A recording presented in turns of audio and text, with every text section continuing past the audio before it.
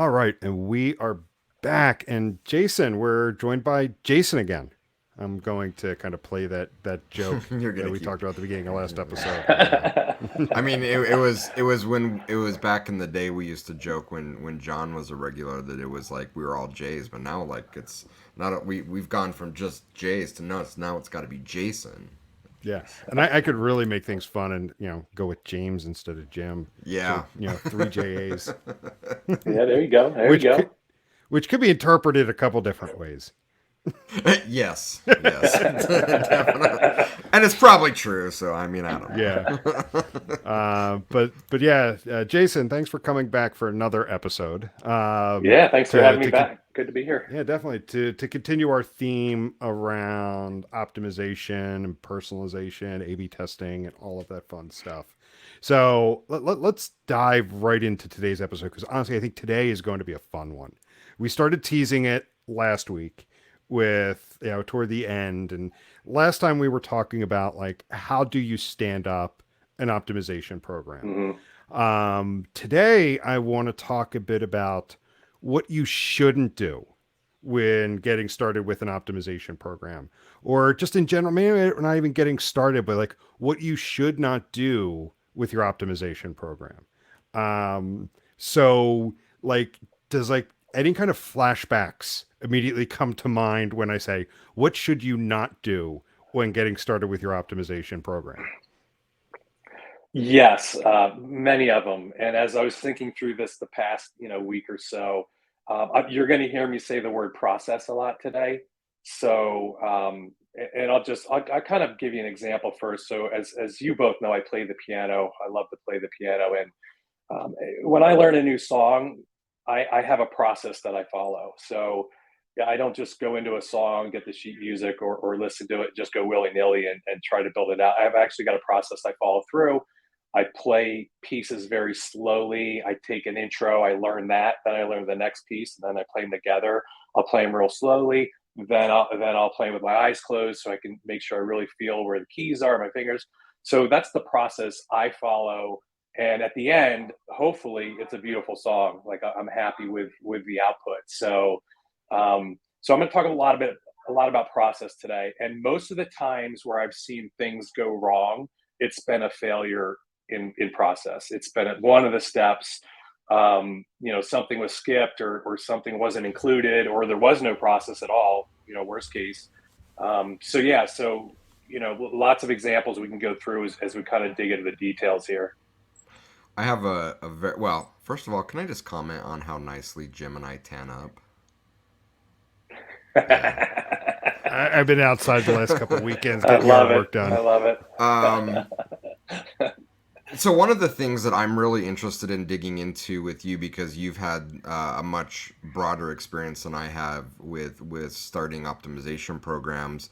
But one of the things that interests me is what your what you have learned seeing lots of companies do this from a starting point.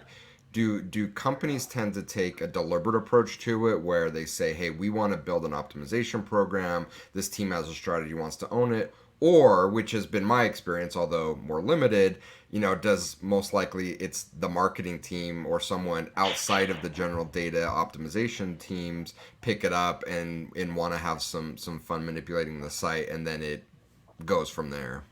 Yeah, I'll say, I don't know if I can give you a percentage, but I will say the organizations that start with the bigger picture in mind.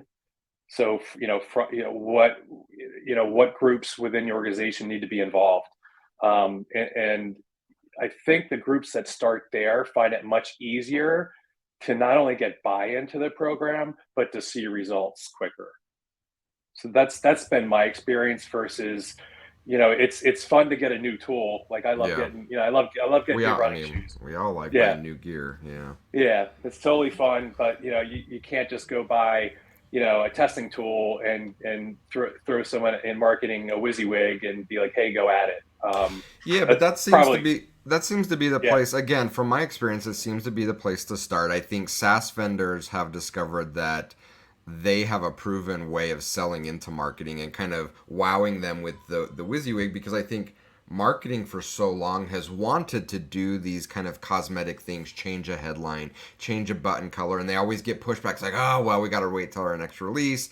And so they're kind of sold on the ease of that. Just go into our editor, click this button, change the color, boom. And so marketing's like wide-eyed, yes, like we want this, right? The challenge is, I think more than any other kind of space that we play in, optimization touches so many different areas of the Yeah. organization that, once you go past just basic changes, you're now branching out to where you need to bring in design and creative and engineering and sometimes legal and copy. And if you don't, what's been your experience of companies that have done that from the beginning versus kind of gone the route of let's just have some cosmetic changes, then they mature to the point where like, uh-oh, like we've hit a block here. Yeah, I think a program takes in my experience, I've seen a program take a step or two back. So they may start in the marketing with one person. Hey, we did, I'm not a huge fan of button color tests unless it's, unless there's some sort of like readability issue or something going on. But there's some quick things you can do through the WYSIWYG.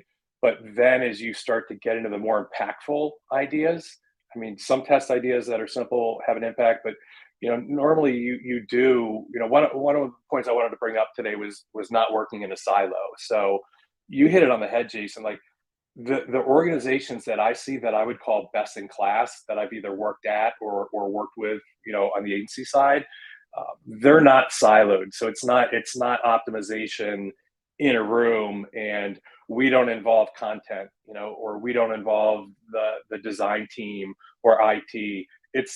There has to be not only broad involvement but broad communication as well. So yeah, for sure. And if you start like with those simple ideas and you start getting a bunch of tests kicked out, you're most likely going to take a step or two back to get a different process in place to include everyone in the organization.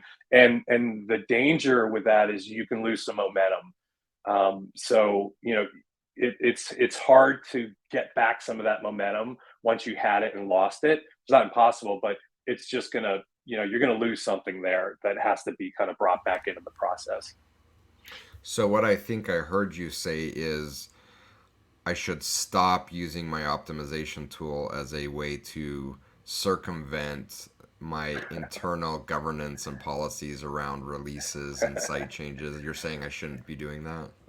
I'd say it's not a best practice. I know people do it all. It's done all over the place, and I understand some of the reasons. Like IT resources are, we're seeing a lot of site redesigns, a lot of replatforms. So IT resources are um, strained or already given over to other projects. But there's definitely a danger there.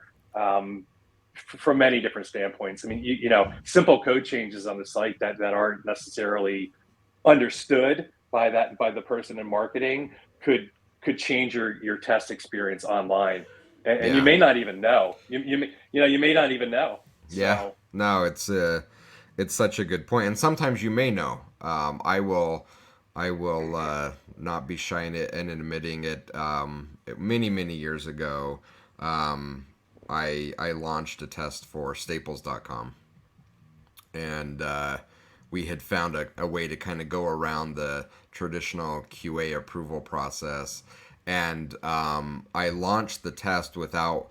I had blocked out areas of the site that I was going to manipulate with just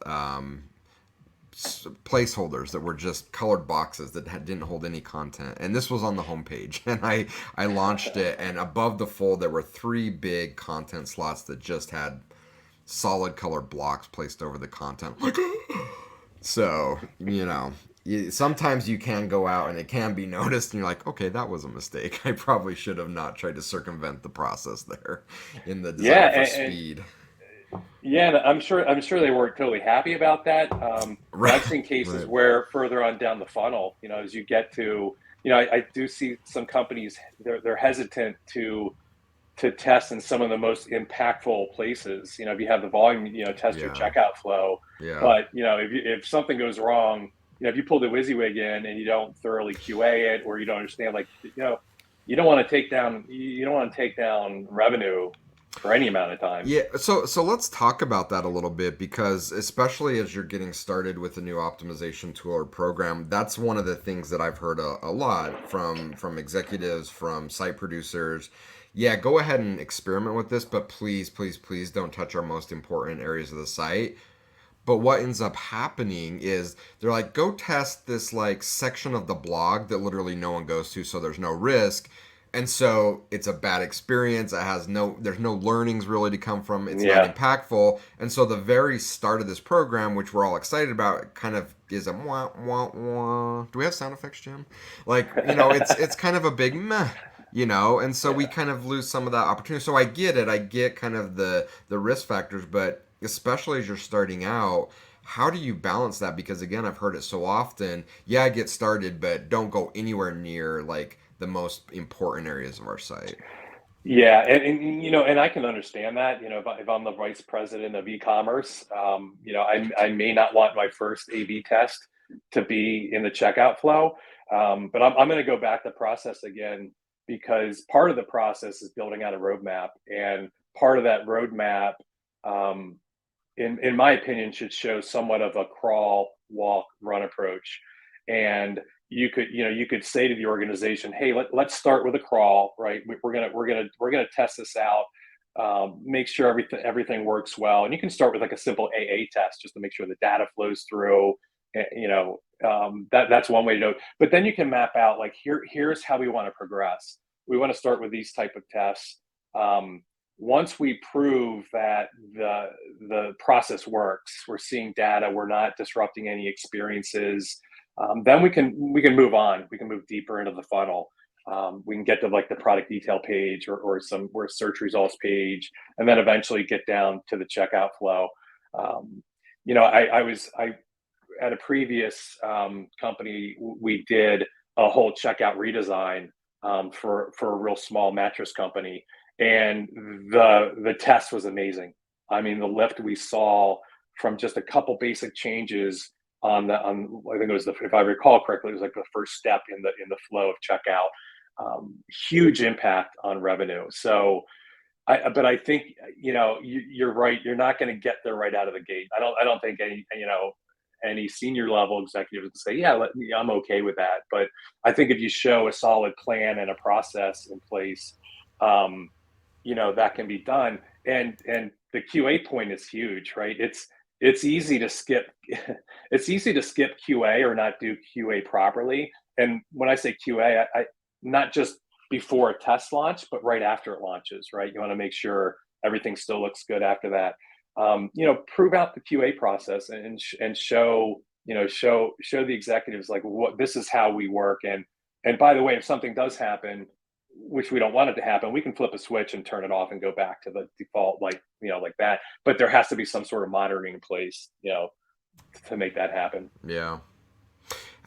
How important is it, especially getting started, to introduce some sort of statistical rigor? We put these tools in front of people that most often expose these calculations and terminologies. They may know, like, p-value and variance and statistical power and confidence intervals and regression. And how important is it to introduce some rigor to understand what those things mean versus, well, the platform said version B1, so that's all that really matters, and it was at 98% statistical significance, so that's all we really care about. Yeah, I think it's hugely important, and I also think it's important not to overcomplicate it. So, you can do your results and your readouts and stick with something like statistical significance. But I think everybody that you're involving in your process, I think they have to understand the basic definitions. So, explaining what a confidence interval means. We have a test variation. We compare it to a control group.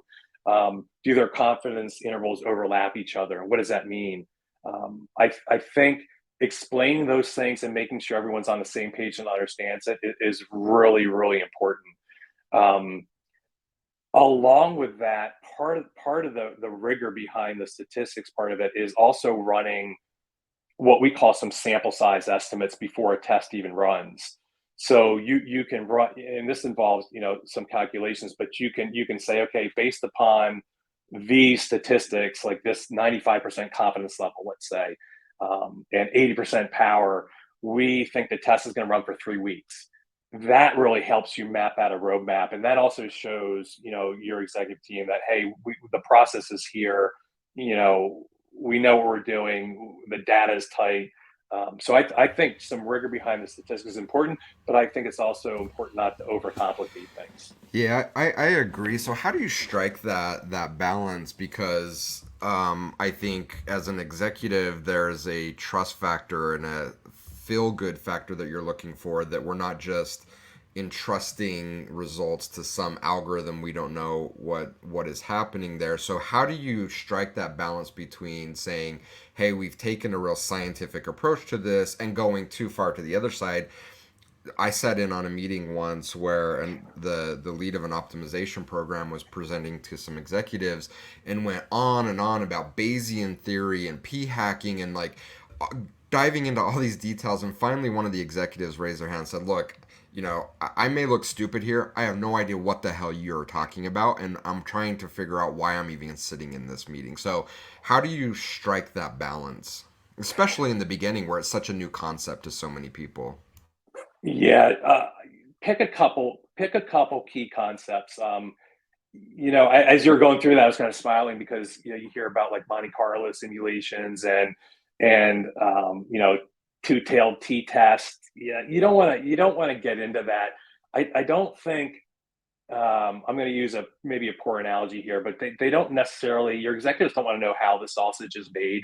I think there has to be trust in place. I think there's a few basic concepts to get down: statistical significance, confidence intervals, um, but there aren't that many. Like, you don't need a lot of terms. You don't need to go in and wow them with your technical or statistical knowledge. I think they just need to know what a few key terms mean, and what does that mean to the data and the results. Like, if I were in their shoes, I'd really want to know, like, hey, if we push a winning experience live, what's that mean? Like, what's it mean from a revenue standpoint? Are we going to see any variations? And that can all be explained pretty simply up front, with the test results. Shameless plug. Jason authored an article on the 33 site called "Making Sense of A/B Test Statistics," where you used a fun analogy with your dog and kind of, what was it, fetching a ball or Yeah, something. yeah, yeah, yeah, So, yeah. So I mean, that's a yeah. great example of kind of, I think, the level that you want the conversation to be at.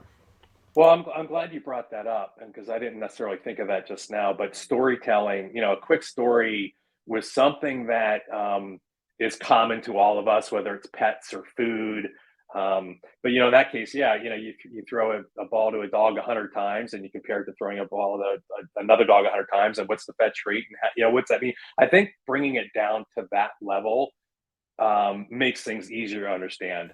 Because really, what you want is, you want your support from above to walk away, understanding what you just told them at a pretty high level. They're super busy and they got a lot Yeah. going on. So making it easy for them to understand, not only that, but they may get called into a board meeting and they may use a quick analogy like that, with the board. So that's a really good point about storytelling and kind of, getting it out of the statistical realm and bringing it back to like something that everyone can understand.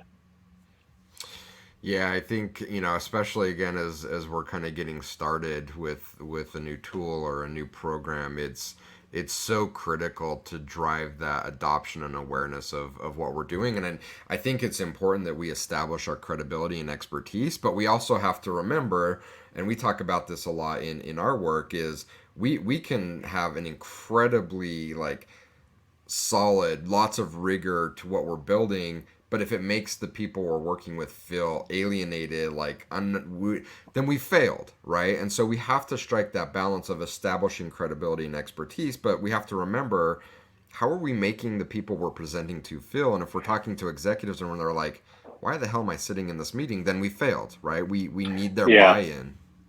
So a specific example from a couple years ago is when some of these AI programs and these back end algorithms that the vendors would use, and sometimes they were actually called a black box, and you couldn't find a lot of documentation on how did the algorithm learn. So it was exciting to say, oh, hey, we have this program that we can show half of our visitors this, half of them that, and then the machine automatically learns, and then we move traffic over here because this one's doing better. But then if the executive walks out of the meetings, be like, well, I don't even understand like how's that data being like used, like how, you know what I mean, like how does that algorithm work? And I've seen programs that are like, hey, we're not doing that because we don't understand how it works. And I think it's getting better, especially as we get more into this, this whole AI thing. I think it's getting better because we're starting to understand, and vendors are being, I think, a little more transparent with what's going on behind the scenes. But yeah, that's a really good point. Like you want them walking out of the meeting or during the meeting, understanding what you're saying and feeling good about what, walking out and making decisions. Yeah, yeah, I think it's such an important point to think about. Not only early on throughout, but especially early on. Like, is the first impression type of thing. If this is the first impression we're giving of this new tool or program we're doing, if we're not giving a good first impression, we're going to have a lot of uphill work to Yeah. go. So yeah, for a starting program, don't I wouldn't recommend going out of the box, and first test is like an automated personalization type of effort. Um, you might want to save those for later Yeah. until the process is kind of proven out. So, as we're getting started, how important is it to have a tight integration with your behavioral analytics platform? Or is that something that we should think about more as we mature the types of tests we're running? I mean, I think it's important to think about up front. So it's one of the things I was thinking about earlier as well. Um, I see so much value that comes from having an analytics platform integrated with a testing platform. Um, some of the testing platforms out there, and I've worked with several, but the analytics within the testing platform itself may not give you exactly what you need. It may not give you what your stakeholders and product owners are used to seeing from your analytics program. So the worst thing that could happen is you could bring in some data that's not it's not consistent with what they've seen in the past, and then they're really going to start to question it. So I know having these tied in tightly has provided a lot of benefit to clients that I work with now, because you can really, I think the stat is about 25% of tests prove to be a winner.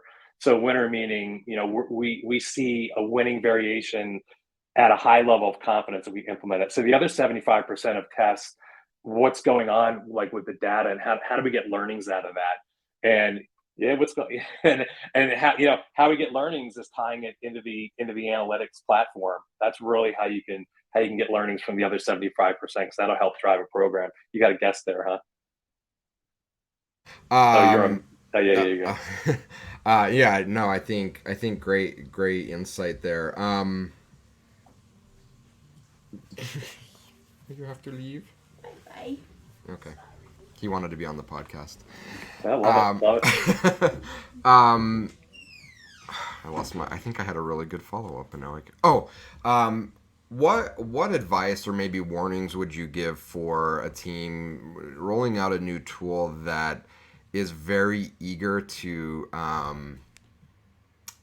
maybe force winners? So we set up a test and we set up the metrics that we're going to evaluate. The metrics don't give us the result we're looking for, so we go digging in the data and say, well, it optimized this metric, so therefore it's a winner. What advice Yeah. would you have? Because I think it's such a natural thing for teams to want to force a winner because they've got this idea, and then rather than being scientific about it and letting it proof out in the data, they're like, well, how can we manipulate the data so it proves the idea that we had was right? Yeah. So what not to do, right, with an optimization program?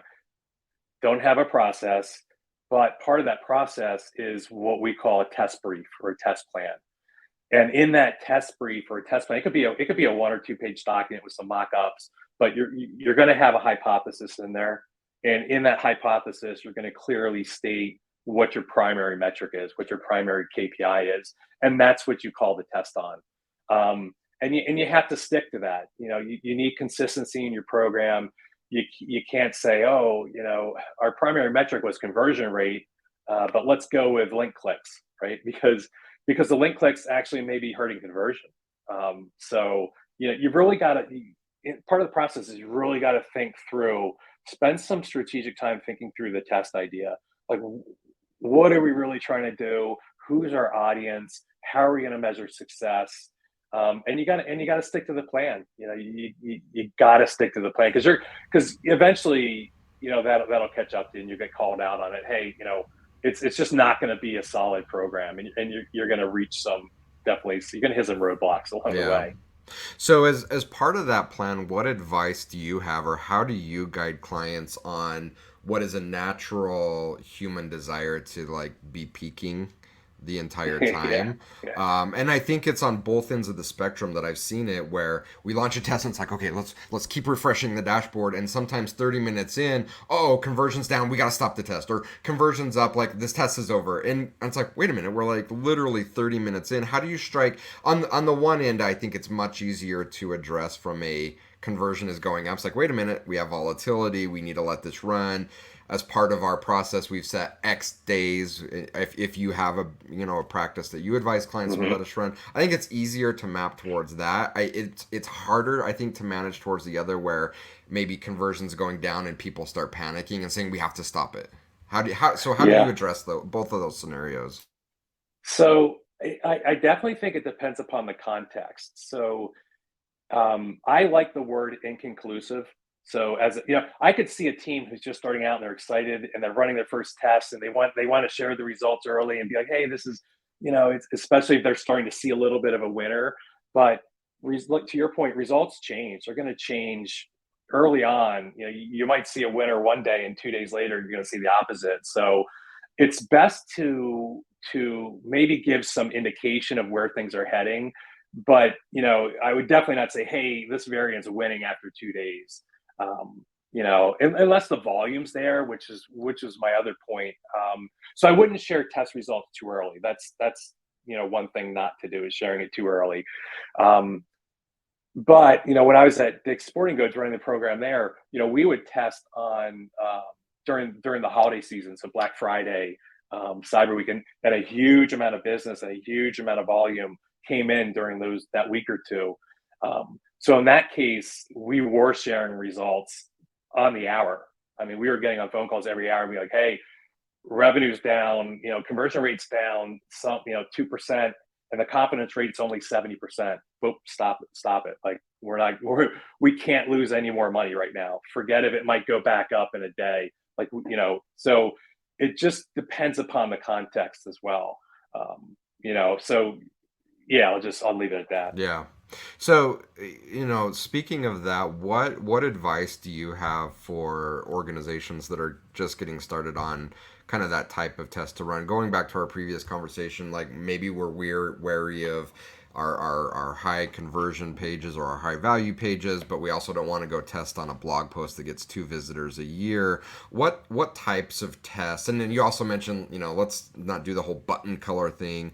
What types of tests, and maybe it's too broad of a question, but what types of tests would you advise are the best if I'm just getting started? Yeah, I mean, one thing that would help is just doing some sort of quadrant analysis, or putting a little bit of rigor behind what does a quality test mean. And a couple factors could go into that. It could be traffic to the page. To your point, like we have a blog page that gets very little traffic. It might not be a great test out of the gate. We might not see a big impact there. But if we have a test, on our product detail page, and maybe we have some good user feedback that also says, hey, this is a problem area. Those are areas to go after. So, one of the things I think I wrote about a couple months ago as well was using the data to help you with test ideas. So as you get into the data, what pages have the highest exit rates and the lowest conversion rates, or a high conversion rate and a high exit rate. If you got a high converting page, but it has a high exit rate, how do you decrease exit rate? So, kind of thinking it through a little bit more strategically, will help do that. What advice do you have? Because getting a new optimization tool, getting a new something, it's like when we're a kid and we get a new present for a birthday and we want to play with it, for 14 hours every day because it's the new thing. What advice do you have to kind of have a little bit of balance as you're starting out a program and not try to over instrument and test? Like, hey, we got a new tool, there's 18, let's run 18 concurrent tests because we're so excited to get this thing going. Yeah. So, one of the things I learned from a mentor of mine years ago was if you're, let's just take the 18 tests at one time as an example. Um, there's things you should not do when you're running tests simultaneously, and there's things you should do. So I could run 5 tests on my product detail page, but if I'm not careful and carefully thinking out who's in what test, like how do I make tests mutually exclusive so that the data is clean, you could run into some issues there. So, thinking through things like that, you're right, it is exciting to get the testing tool, and if you have the traffic, that not all companies have the traffic to be able to run tests simultaneously, um, on the same page. But if you do, you really need to think through, like, what's the user impact, but also what's the impact on the data. An example is, if I'm running 2 tests at the same time on, let's say, the homepage, I may want me in test A and Jim in test B, and I might want to not let Jim into test A because it might muddy things up. So just getting cleaner reads on the data, and same with user experience. It's hard to QA multiple tests if you're not thinking that through, because Yeah. you won't really know what experiences people are actually seeing.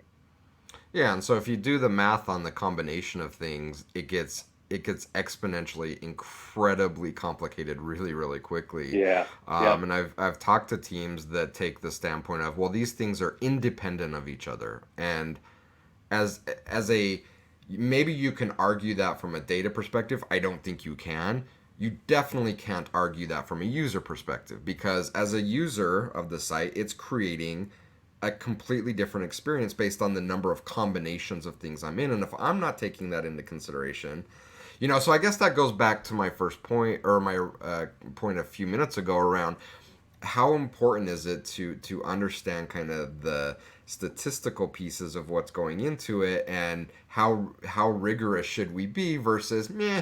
It's more of a, do we feel good about what we're doing, and we don't need to worry about all these like computations Yeah. and things. Yeah, don't go with the feel good state. um, but there has to be some rigor around it. So, and again, I know I've said the word process a lot, but the process has to be in place, just from front to back end, and you really need to think through, what are those steps, um, to the process. And you do want to think through the concept of simplicity. So sometimes keeping things simple, and I don't mean simple like, the test idea, like button color, but simple like, hey, we have the ability to run 5 tests at the same time, but let's not do that right now. Let's start off with, and this is just for a program that's starting off. Let's do one, prove that out. Then we can run 2 together, prove that out, and see what you'll find is, the more complicated you get, the harder it is to really understand what's going on, not just with the data, but more importantly with the user experience. Back to a remark you made around understanding how your optimization tool is doing the math or presenting the numbers as you're getting started.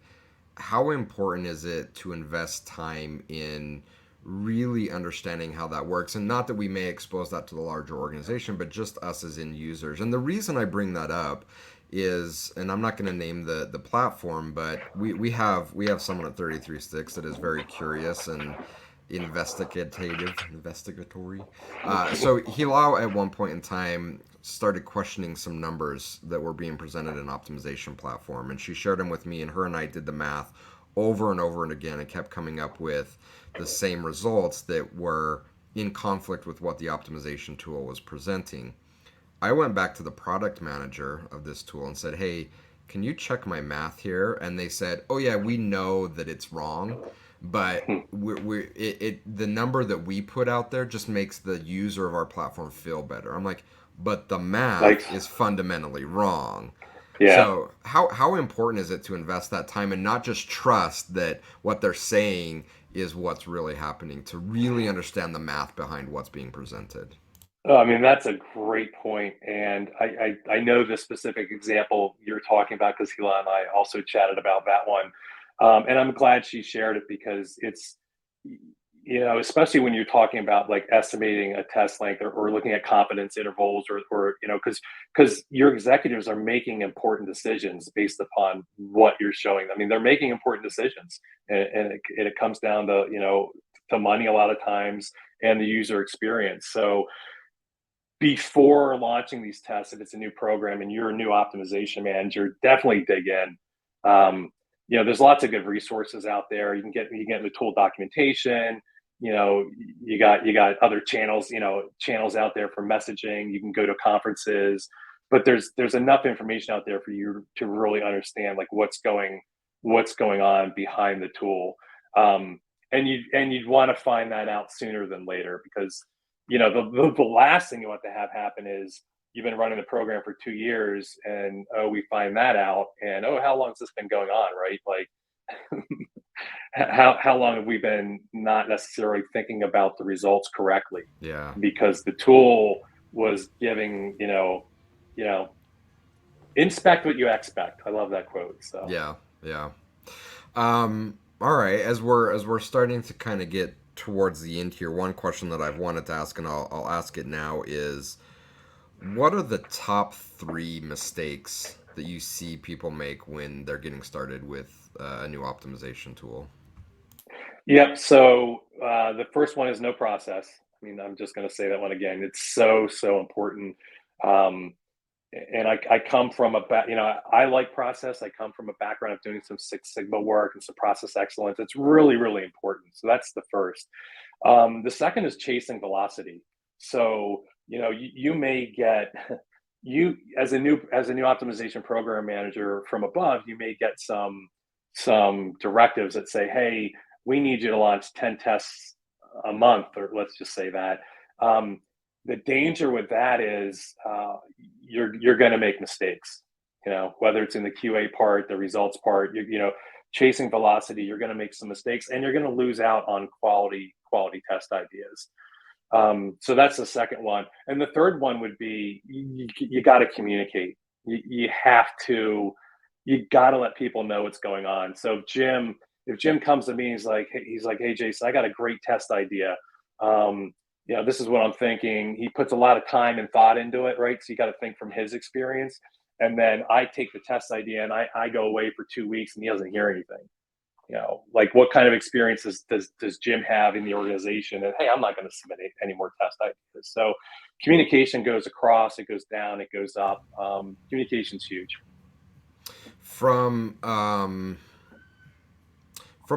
agency perspective, if I'm getting started with my optimization program, I bought a new optimization tool, and I bring in some outside help, either directly from the vendor or a third party. Um,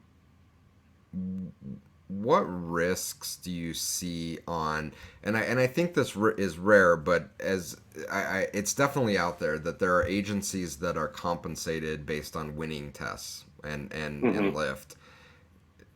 Do you see any risks with that model?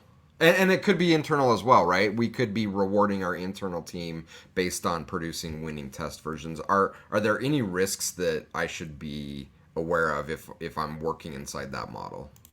Oh yeah, for sure. One is you're going to lose out on significant learnings with all the other tests.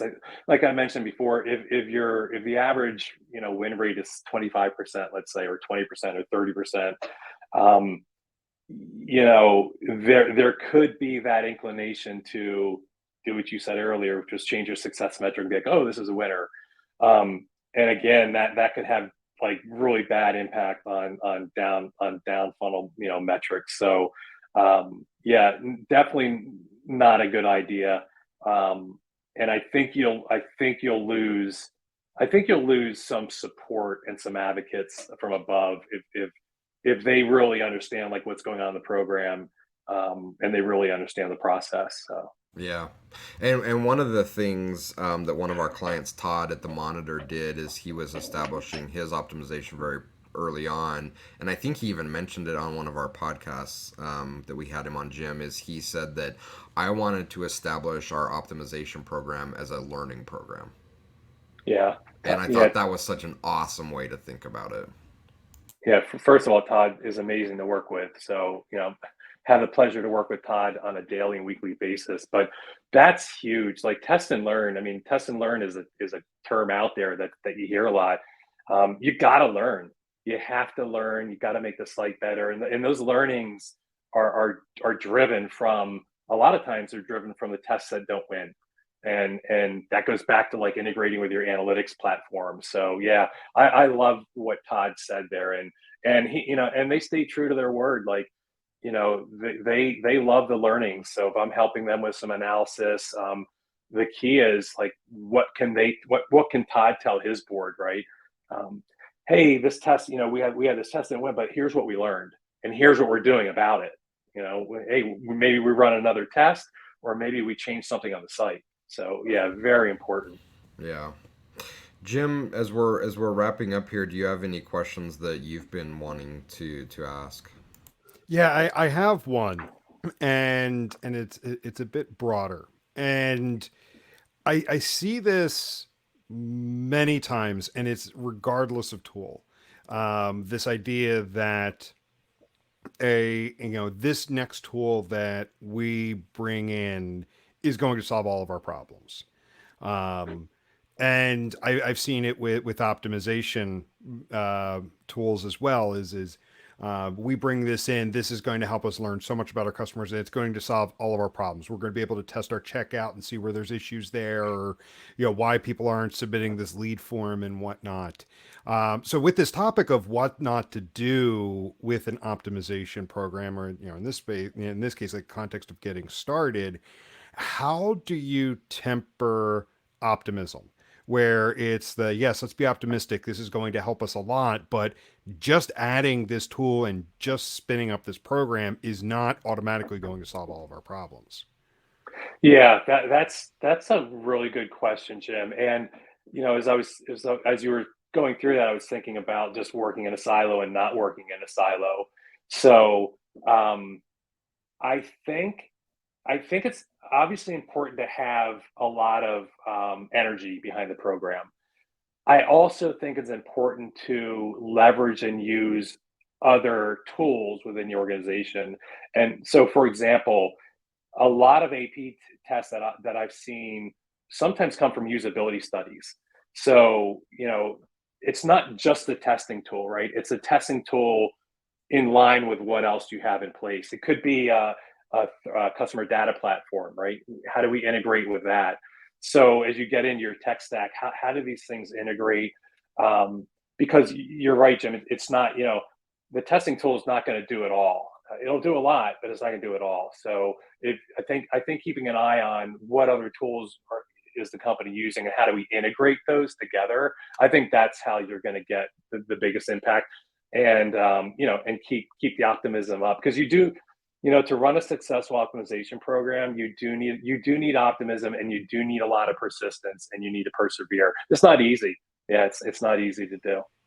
Yeah, and I could see it where, and I do like how you brought up the idea of how does this integrate with other tools, and sneak peek, next week we're going to be talking about integrating specifically optimization and analytics programs. So there you bringing up the idea of like this is one piece to a bigger puzzle. This doesn't solve things on its own, because to that point you're saying needing optimism. The minute this doesn't do everything, or this single tool doesn't solve all of these problems in isolation, then it's everything about this tool is a failure. Yeah, You and, you no have matter like what you the waffle between these extremes, right? Yeah, yep. And no matter what the vendor tells you, the tool cannot do everything, right? There's, you know, there's some really good tools out there, but you need some of that integration to really get the most out of the program. Make it robust, make it scalable. Yeah, so Great, great. So yeah, this one's been a great conversation. It's been really fun to hear your yeah, thoughts on this, Jason. And yeah, we have a few more episodes with you planned over the next couple of weeks. But sweet, sweet. yeah, this one flew by this week. So Jason, anything else before we wrap up? No, I think that's a good spot there. I think this episode has been packed with a lot of really valuable content. Not only for those getting started, like those just running programs. I know that was kind of the focal point of today's episode, but a lot of what we talked about really can apply to any level of maturity of optimization programs. So really enjoyed the conversation. Great, Yep, great. same. Thanks for having me again. Yeah, yeah, absolutely. So let's go ahead and wrap it up there, and we'll talk to everyone later. See ya. All right, See ya. sounds good. Bye.